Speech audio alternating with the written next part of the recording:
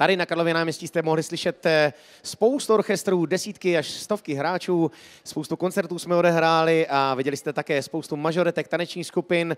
No a dneska vlastně je to takový hold tomu festivalu, kdy jsme se tady sešli úplně všichni, kteří jsme měli chuť dneska hrát na Monster koncertu ze všech orchestrů, které byly osloveny a zahrajeme si tady závěrečnou sadu, ty typické poslední kousky Monster koncertu, tedy skladby Františka Kmocha. První je Andulka Šafářová, přichází dirigovat pan dirigent Milan Moc.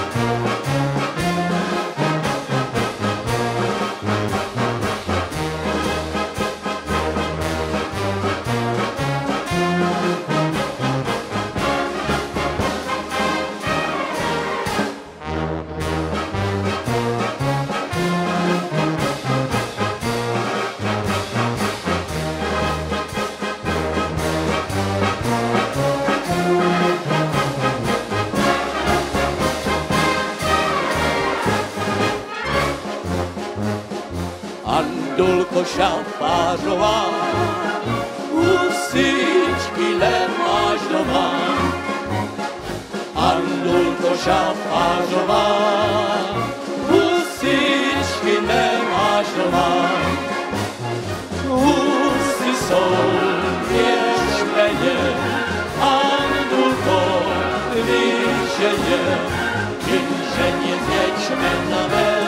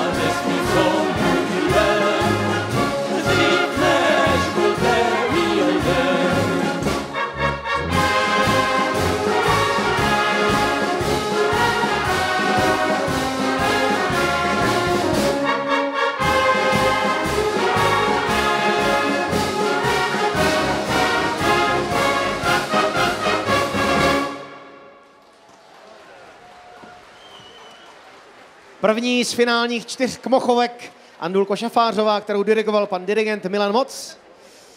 A my se tady můžeme vrhnout na další. Tentokrát uslyšíme skladbu Můj koníček, kterou přichází k tomu velkému, modrému dirigentskému pultíku dirigovat pan dirigent František Tkadlec. Takže tedy, dámy a pánové, druhá ze 4 finálních skladeb závěrečného bloku Monster koncertu 53. ročníku Kmochova Kolína. František Kmoch, Můj koníček.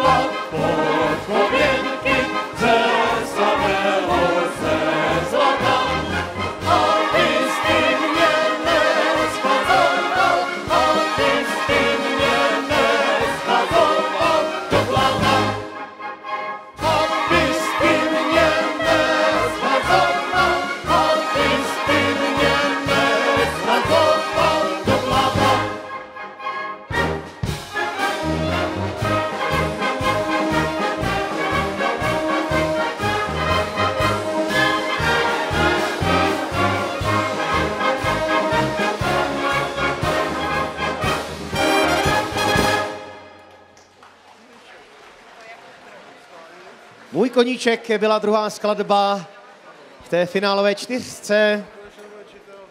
A my tedy přikročíme k té předposlední a lví silou tady toho mohutného hudebního tělesa, lví silou té mohutné vokální sekce vám, divákům, tady na Karlově náměstí zprostředkujeme tady tu předposlední skladbu, která se jmenuje Lví silou a přichází dirigovat pan Jaroslav Švadlenka.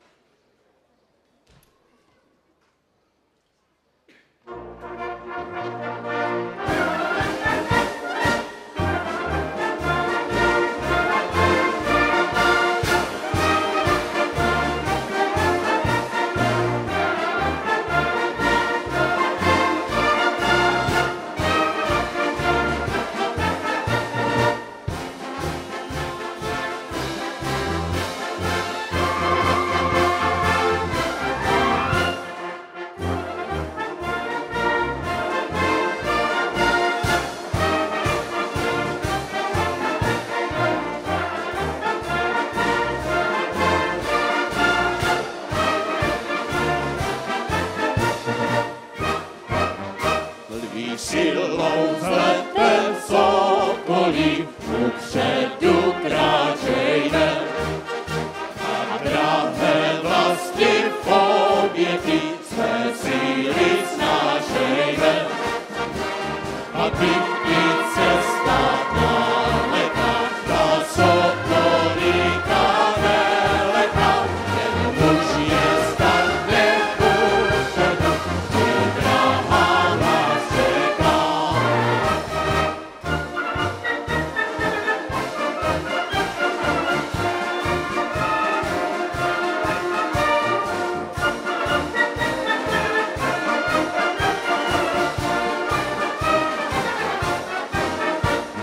Státí až nás zavolá, co věrné díky své. Mocná vaše sokola, zlešůce jsou vojce. Tož blahá bude naše snad, za obězný svůj život má. Zlateme slov sokola, za národ pravou vlast.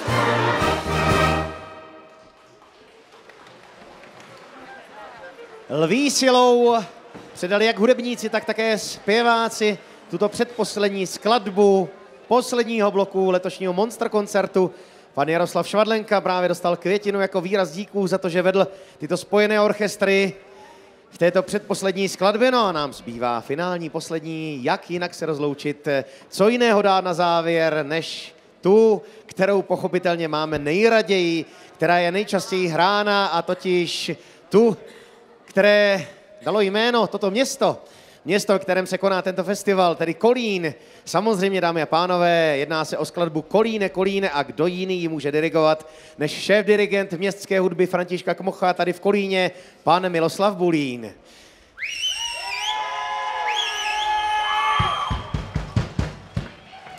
Takže, dámy a pánové, milí návštěvníci, drazí přátelé, pojďme si společně zaspívat celé Karlovo náměstí tu nejslavnější Kmochovu Kolíne, Kolíne.